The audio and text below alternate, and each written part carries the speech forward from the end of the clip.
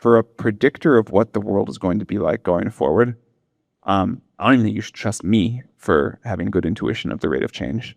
Um, it young people always figure this out the best, and the world you are all inheriting is going to be very different, and you'll have to quickly develop your own intuitions and trust them. But I think the traditional career advice is probably not going to work as well.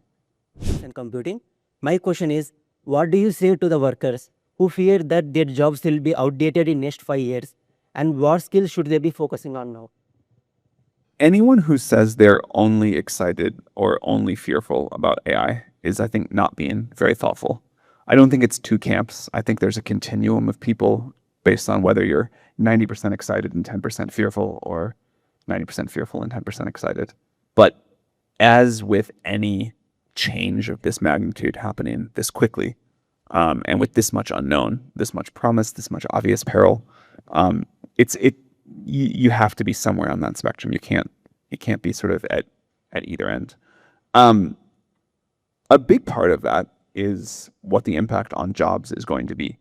And I will caveat this with lots of other things by AI by saying that no one really knows, including us.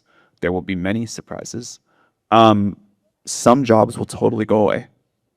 Many jobs will not change as much as it seems like they should with AI, because we want someone else to be doing that. We still want a human doctor to tell us things, even if we know the AI gives better advice, or many other set of examples. Or entrepreneurs will still start companies. They'll just grow faster and they'll do more, and it'll be more disruptive to existing jobs. And then, most of all, every time in history that there's been a major technological shift, we have underestimated how quickly the new jobs are going to come and how different they were going to be. It'd be very hard to think about my job, for example, before computers were invented, and impossible to think about my job before, say, the Industrial Revolution. There are jobs now that are incredibly good jobs that didn't exist as a category 20 years ago even. If someone from 500 years ago could look at the jobs of the world today, generally speaking, they would say about many of the jobs, certainly my job, death's not a real job. You're doing fine. You don't have to be working. You've got plenty of food. You've got access to great shelter.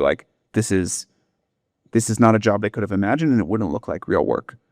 I hope 100 years from now, not even 500, we would all look at the jobs and be like, those people are impossibly rich. They have everything they could ever want. They are making up ways to spend their time to entertain themselves. It's a player of game style existence. They don't really need this. And that is sort of the history of society building up more collective welfare for each other.